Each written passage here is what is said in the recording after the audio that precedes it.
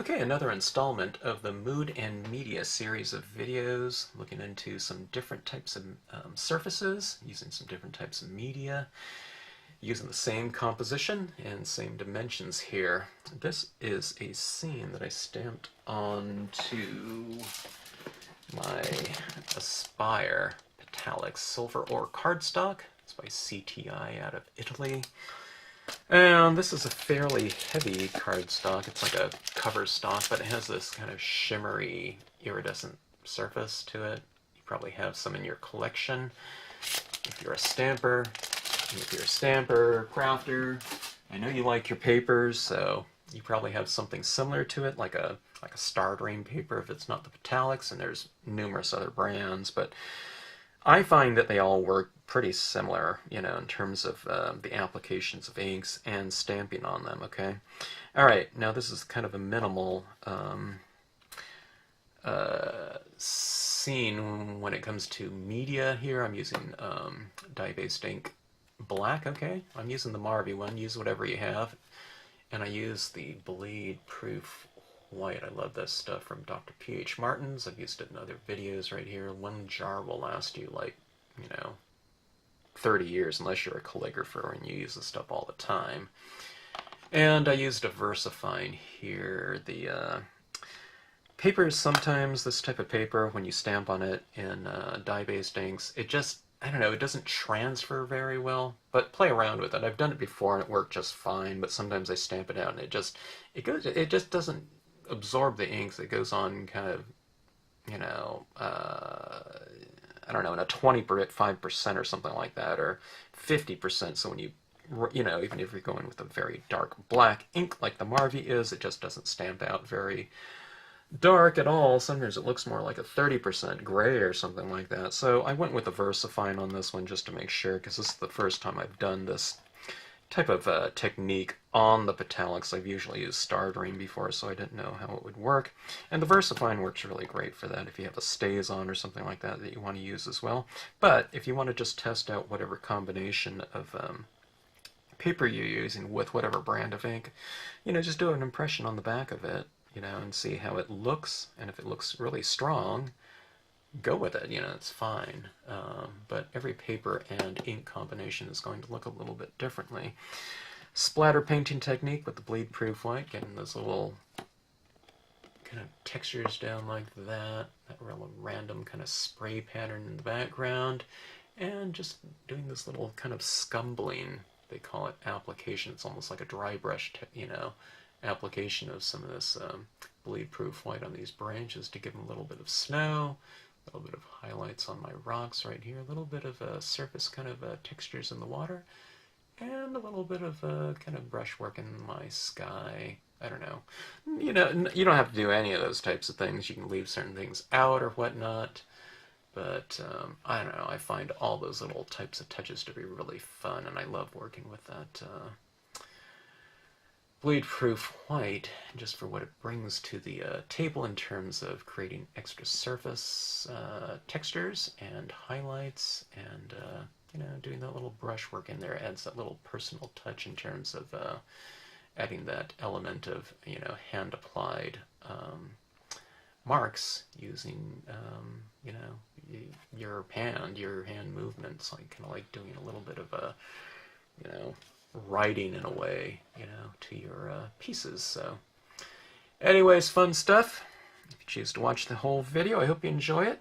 It doesn't take too long. It's a pretty quick and easy technique right here. If you choose to watch it, I hope you enjoy it, and thanks for tuning in. Okay, let's have a little bit of fun here with, let's see what we have here. We have the Aspire Petallics silver ore cardstock. It's a very shimmery cardstock. It's one of those iridescents, kind of like what is it, like Star Dream papers, and I don't know, there's other types of shimmery, I'm going to say metallic. They call this metallics, but it's not really that metallic. I guess so, in terms of the reflective quality of it. But any of those types of papers works well. Now, this one's more of like a heavier cover stock piece, so that might be a little bit easier to work on than something like a letter one or something like that. But use whatever you have in that same kind of a spirit. You probably have something like that in your paper collection. I am going to start applying some inks with just some dye-based inks here and just using a sponging tool to apply it with. I'm going for kind of a general background. I've done videos on this before, but I haven't done it in this dimension here, but staying with the spirit of the mood and media format. In terms of my dimensions and composition, I'll stick with that 4 1/4 by 5 1/2 size. All right, now what I'm doing is I'm going for a little bit of a, I'm trying to create atmosphere in this scene, so I'll show you what I do.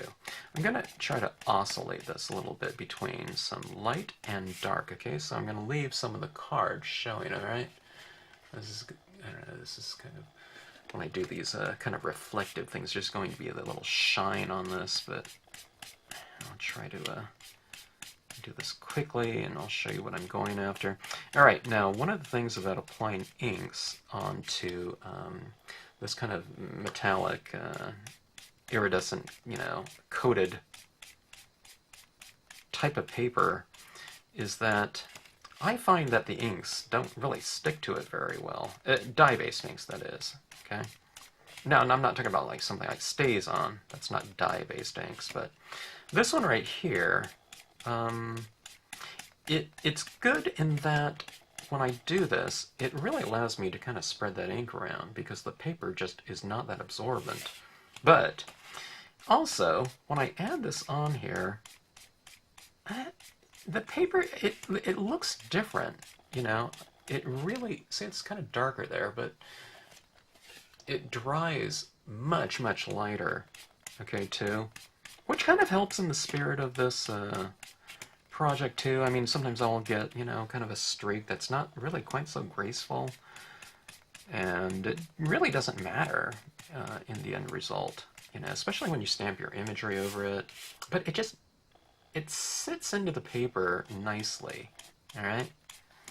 Now, that becomes a little bit of a, I wouldn't say a problem, but it becomes a factor when I'm stamping my imagery. So we're going to try Versafine.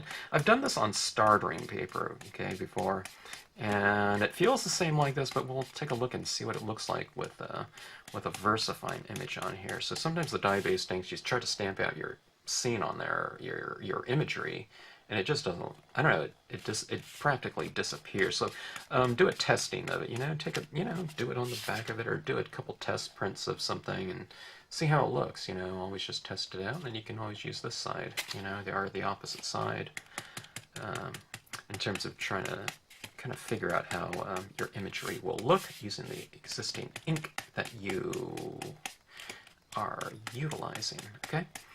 I'm using the Marvy one. You can use whatever black you have.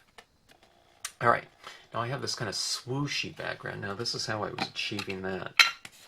We have this nice ergonomic kind of position right here, and this is how I'm doing it right here with my hand. Okay, keep it like this. This isn't awkward. My shoulder's all out of position, okay? Just put your paper down like this, and see how I'm doing these kind of arcs like this. That's if you want to do this, and you can do it any way you want.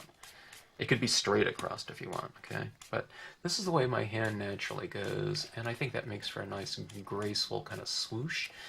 And then you switch it around like that, and you just come into it this way, okay? See? It doesn't, you know, and all the movement is very nice and easy. It's ergonomic, so I don't have, like, soreness in my knuckles or joints or anything like that. You don't want to do a lot of repetitive motion with your hands, your shoulders, and your elbows and things like that over time and over years of stamping. I don't know, you know, it's with anything. You know, you don't want to develop problems, you know, in those areas. So keep everything nice and ergonomic, and keep a kind of a conscious effort, you know, a conscious awareness of kind of your positioning when you're doing any type of repetitive movement. Not just, you know, not just stamping. If you're stamping out large stamps and you're stamping out 50 cards for, you know, your holiday cards or something like that, you're doing a lot of things like that.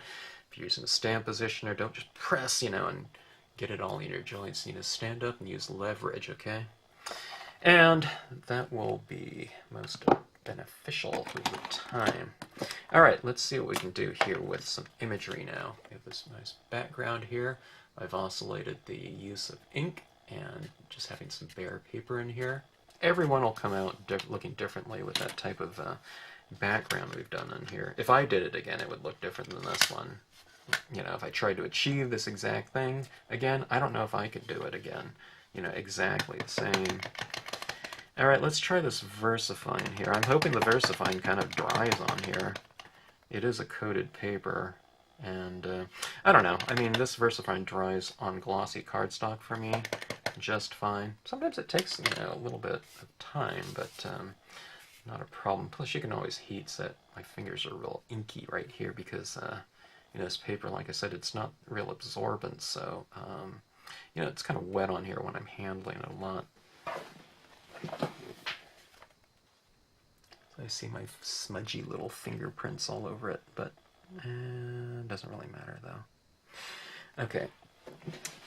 Nice leverage. I'm standing up, left, middle, right, kind of top and bottom. Don't rock your stamps either. Rocking your stamps does not give you a better impression. It just kind of smashes the edges, you know.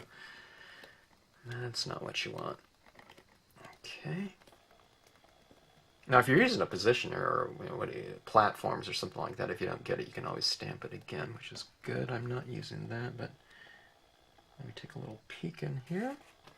Okay, now, see, that's pretty good in terms of an impression. I have no problem with that, but it is lighter looking than if we were to stamp that out on, like, just plain white cardstock or something like that. But I like that. It's going to kind of play into the overall kind of spirit of the scene, having it a little bit more kind of gray. It's like a 90% gray. And I think, I don't know, with this pigment ink here, this Versafine pigment ink, it could dry lighter. I know the dye-based inks dry lighter, but I don't know if pigment ink will look, you know, will dry more translucent or not. You know, it kind of remains to be seen. This is just kind of an experiment for me, too. Just in not in terms of this style. I've done this scene before, even on the you know, this video, on our video lessons here, but I think it was Star Dream paper that I was using, and I think I just used dye-based inks to stamp the imagery out. But I don't know. It's kind of fun to play around with things. I don't want to do the same exact scene I've done before, you know, in different videos or something like that. I always try to tweak it and experiment around. Okay. I'm kind of holding this down, kind of allowing some of the ink to transfer. Whether or not that's doing that or not, I don't know. We'll have to see. Okay. Alright, not too bad. The Versafine worked really well. Versafine is a great ink. Let me test something out right here. Yeah, it's pretty wet still. I might have to wait for this to dry and set up a little bit. But one of the things I like to do, I think I did it in my video on this before, was the bleed-proof white kind of splatter painting up there. I like to make this into, I don't know, this, especially when you do this, maybe on this one, but I like the blue Star Dream paper doing this technique right here. It really looks kind of wintry, you know, with that kind of you know, dusting of snow coming in, kind of in the in the angle or whatever, in the kind of that spirit of the background a little bit. I try to flick that in there. I feel like I just did that on, what scene did I just do that on? Was it a Halloween scene? I don't even remember. I kind of do these scenes, and it's, you know, even if it was like a few weeks ago, sometimes I forget. I don't know, and you guys are stampers, you know what I mean. You know, once we kind of finish up a piece, you know, we're kind of on to the next thing, so I'm kind of the same way. Anyways, I'm spreading out some papers here because I'm going to do that kind of splatter painting technique. the toothbrush here. Oh yeah, someone showed, yeah, that's what it was. I did it recently, and someone showed me that, what is that little pump thing, you know, that has that white paint in it? I can't remember the brand of it. But I saw that and I thought, hey, that looks pretty good, you know, especially if it works like this one does. I mean, I'd rather just like spray like that. That's really convenient to have. I don't remember what it was though. It's like a spray pigment ink. I need to go check out the, it's in that Facebook Stamp Camp group. Someone suggested that. I want to say it was like a pigment squirt pen or something like that. Anyways, you guys know more about all that stuff than I do. I do these videos, but I'm not really an authority on like all the different media out there and products.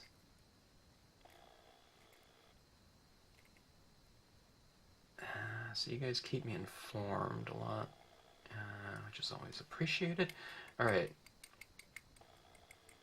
Let me get some of this out, otherwise I'm going to get a big glob. Usually kind of, I'll shake this out a little bit like that, and then I'll go like this down here, and a big blob pops out even after I've, not always the case, you know, you kind of get all that dripping out. Nothing's coming out here, but it always drips out on your piece. And then you just got to incorporate it into the composition. Alright, let me see. Let's see if this is...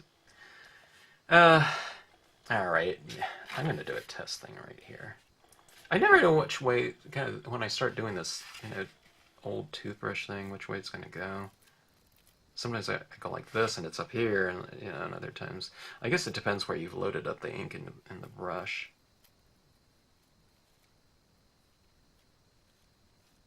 Alright, that looks pretty good. See that? I don't know about you, but I just really think that's really fun. Kind of takes you back to, I don't know, like being a kid, you know, doing some kind of technique in your class. Maybe it's doing stars or something like that. It's just a lot of fun, which of course rubber stamping should really be. All right, it's easy to go overboard. I'll do something like that. It's like that nice dusting. Let me put a little bit more here and there.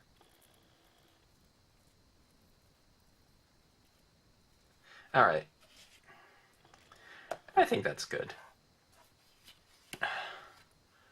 Complete with thumb coloring. It comes right off. Unlike dye-based inks. Dye-based inks, sometimes I have to use this little scouring pad, but see that?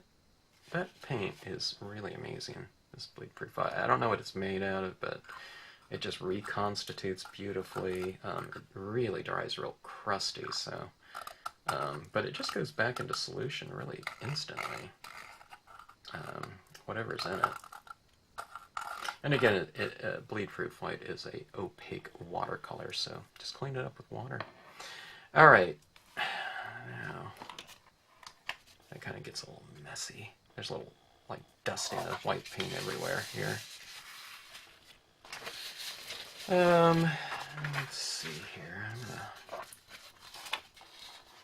I don't like to use, I'm going to just toss the paper there. I like to recycle and reuse as much as possible, but the thing is, you know, if you're kind of stamping on like a pebbled surface right here, you know, and you stamp a stamp over it, and if you get this little raised thing underneath there, it doesn't give you a good impression, so we need good impressions in stamping, don't we? All right, let's... I sealed this off. Let me open this up again. Here's what it's looking like again. It's kind of interesting that silver is, it's a neutral kind of surface. It's not warm or cool, but that black kind of, you know, where it's just kind of laid in there a little bit, it kind of gave it a little bit of a warm tinge, don't you think? It doesn't look like a warm gray to you? Especially, you know, seeing the kind of the neutral white here. All right, so this is just just a thin paintbrush, and here we go with the blade-proof white. Now I suppose you could use a gel pen, but sometimes, you know, like a white gel pen to do what I'm going to do here. I'm going to add some little snow to my trees, but sometimes, I don't know, sometimes when you're using that gel pen, you know, because it is a roller ball, and you're applying it over the top of this kind of chalky blade-proof white, sometimes it rolls up in the ball and it keeps kind of clogging up on me, so I just find it easier just to use a paintbrush here for this touch. So what I like to do is, let's see here, let's go in here and I'm just kind of adding a little bit of snow to my branches, to some branches. You can add it to all of them if you want. Depends on how much you want to, you know, kind of add in there. So I think the term in painting was you kind of scumble this in. It's kind of like just adding these little dots or little kind of dry brush kind of applications. Now for me, I'm just kind of roughly adding a few kind of little touches of this to, you know, the tops of some branches, where the branches are kind of a little bit more in the darker areas of my scene, you know, like especially around the perimeter. Maybe I won't add too much, but and the one thing about this bleed-proof white is you can really control the translucency or opacity of it, rather, because it is bleed-proof white. You just make this kind of paint thicker or thinner, you know. Now, as I'm applying this, I was thinking it was going to be all just kind of really opaque, but I was using a little bit more of a kind of a diluted sampling of it, so it was a little bit more gray. So you can kind of do both, you know, if you want to have it a little bit more kind of translucent, where you can add it in certain areas, and then you can have more kind of opaque ones by making the paint a little bit thicker. Okay. You always kind of have to, I don't know, with mine at least, you always have to kind of add a little bit of water to it. Now I used this fairly recently, so I didn't have to reconstitute it at all. You know, it already had it in there, but anyway, so I'll show you what I'm doing here. I know it's hard to see what I'm doing with this reflective surface and all these studio lights on this right here, but you can kind of see the texture I'm adding.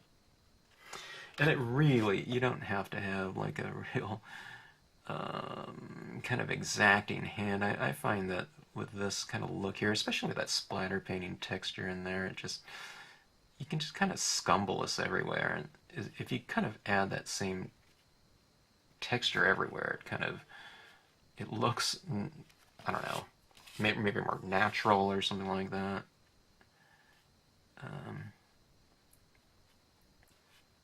And it really doesn't matter too much how you do it, just as long as you kind of do the same thing everywhere. You know, just where it kind of looks like a, like I said, a uniform texture over everything. Now the quantity that I use of this, if it's in a foreground tree, maybe I'll use a little bit more. Like this, you know, these little dots, I mean, it represents kind of like snow building up, and in the background maybe I'd use kind of like a much, you know, a little smaller amount of it.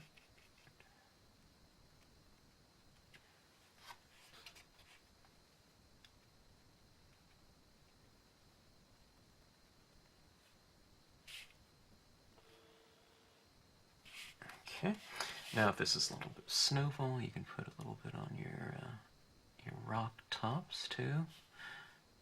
The rocks are inherently lighter because that's why I've drawn them in the design. So on the rocks that are kind of more in the light, maybe you can put a little bit of highlight on top, like so.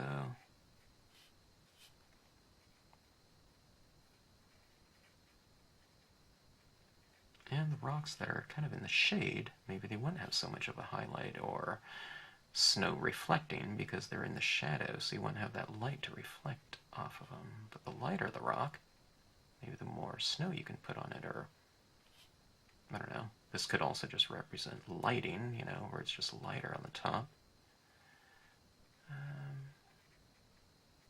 Just put a little bit more of that bleed-proof white, but see, that kind of makes those rocks seem a little bit more dimensional, and maybe this one can stand a little bit more. Something like that.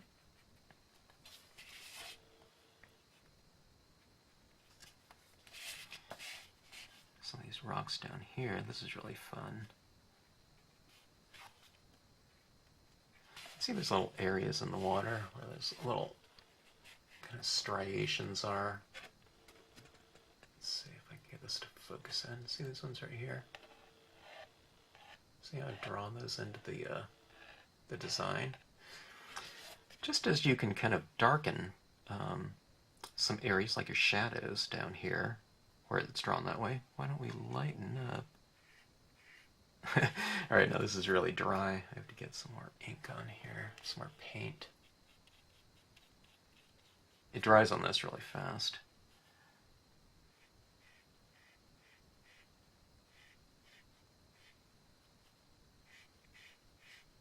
See, I'm kind of just continuing those striations so you can darken your shadows and lighten your highlights that are in the design. And all you have to do is you don't have to, you can invent, you know, new lines, but you can also just kind of, you know, take your cues off of the design itself. And yeah, see, that one's a little bit too light, so I'll just kind of buff it out a little bit, and it comes right off. So, see, isn't that fun? This is giving the surface water surface a little bit more texture, and having that highlight on there really can kind of bring it to life a little bit. I'll show you what I'm talking about here. See those little streaks in here? Something like that. You can do some in the sky too. You can just kind of, in that lightest area up there, I'm just kind of adding a little bit to it, kind of accentuating it. It's kind of one way to go back in, and it's kind of, you know, rubber stamping, you can tell people's styles and things like that too, but a lot of times kind of they're, yeah, with some people you can kind of tell, but this is a way to go back in and add a little of that kind of personalization, you know. There's something to, you know, just someone's handwriting or something like that. You don't have to have the greatest handwriting in the world, but it's your own. That's why there's handwriting analysis. So doing a little bit of brush work in here like that. I mean, it's really simple. I just did those little whisks coming off like that, you know. It's a way to add your own mark into it, you know. In stamping, like I said, we're making impressions most of the time, so, you know, we don't have a lot of that hand, you know, little accentuation, you know, that personalization too. And these are, I don't know, some of those opportunities like that. Not just in this technique right here, but I'm just saying just in general, if you kind of add things in, you know, a little bit of hand brush work or something like that. It could be very minimal too, like, you know, that is, but see, it's just kind of adding it up there. It just kind of, you know, says that, you know, here is a handmade piece, you know, and you can see the, oh, I don't know, the signatures, mark of the person doing it, you know. Okay. Add in a few little, I was going to say highlights, foreground. Let's go with the reads large, you know, in terms of our composition here. All right, oh yeah, I have the oak branch that we'll add in here as well. Now I'm doing this at the end because I wasn't quite sure if I wanted all that, you know, white, this kind of splatter paint to be in front of these reads. I thought I might want them just as is. Okay, light even pressure. Don't rock it and smash your, don't do this, you know, and get the tops all kind of smashed in. This Versafine works great.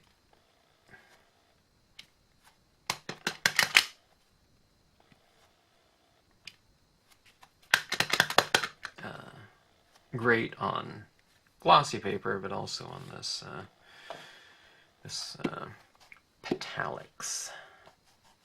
And like I said, you don't have to stick with, you don't go with this Petallics. I've never used the Petallics in this one before. I just happen to have it. And I don't know. I think I'm out of my Star Dream Blue. I don't even know if they make that one anymore. If they did, I'd buy like a ream of it. I don't know how much that would cost, or about 25 sheets, but I really like this light blue Star Dream that I bought somewhere. And I looked for it again. I didn't really look online. I looked over at Kelly Paper, and I didn't see it in there. But anyway, okay, and I'm I'm applying a little bit more pressure right here because there's all that kind of that white bleed-proof white up there. So that bleed-proof white's a little bit textured. I could feel it on there. It's like these old raised little dried up bits of paint, so just kind of allowing that to transfer, because I am kind of stamping it on a bit of a textured paper with that. Now, one of these things about this paper right here, and this kind of silver or Petallics, or that iridescent style of paper, man, they make really great cards, and they look really cool when you mat them off. And I don't know, on this one I'd probably do a little bit of like white or gray around it, and then you do another color of like that Petallic type of thing. You can do it in a different color. This one looked great, with anything. Purple, or I don't know, because this one's neutral, you can really do it in any color you want. If you want it to look more holiday, it'd probably be something, I don't know, I guess you can do it in the red or the green, but I just think something more kind of, in a cool tone or something like that. But anyway, it's a really fun scene, and you can see it more like in kind of up close in terms of that that iridescent surface there, that metallic-y surface there. It looks really fantastic, and it gives it that inherent shimmer on here. But again, this is a really fun and easy technique right here. I really like doing that little scumbling around with my brush and the bleed-proof white. You got to think about this bleed-proof white. Now, I don't know when I bought this one, but this is right here, $4.15. Oh, regular price is $4.65. I don't think this is my 20-year-old bottle, but I don't know. It's not that much more, but this thing will last you for 20 years, though. I don't know. I don't think this is my original bottle. It could be. I don't know. It could be 30 years old right here, but that stuff is really fun to use. Calligraphers use it all the time. They're not going to have a 30-year-old bottle because they use it a lot more. Anyways, that little kind of extra little touch in there, and that little texture in there using something like that, just with an old toothbrush. I'm talking about a very inexpensive technique right here. And, those little scumbling things. I mean, when you look at it just like that, I mean, that doesn't make sense, in terms of the image. It's almost like an abstraction back there, but when you, hold it out and put it into context here, all those little bits of ink, paint on the branches like there, I think that reads as an overall whole. I need a little bit more down here or something like that, but this is completely dry in here. But anyways, it just makes for a really fun and I think fairly dynamic surface right here. So and it is a real quick and easy card. I mean, if I was doing this in kind of mass production, I have 15 or 20 to do for like holiday cards. I don't think it would take too long. What would take the most amount of time is getting a little swooshy background. If you're going to do something like that, I'd recommend really re-inking your black pad up, very juicy, and just kind of going on there and doing that background fairly quickly. And then, as you can see, by the time you stamp everything over it, all that imagery, do your splatter painting and whatnot, that little scumbling will take a little bit of time too, but overall it doesn't take too long. I don't know, I wouldn't want to do 50 of them or something like that, but I can see doing like 10 or 15 or something like that. And you know, you don't have to do that. You can cut out some application. You can do that little splatter thing in the background. Just, you know, don't do that white application to the trees and or something like that. Or just do a little bit of it here and there, and I think that'll make for an effective card. But doing things in mass production or one of a kind, either way, this technique is really fun, and I'd recommend that you try it out.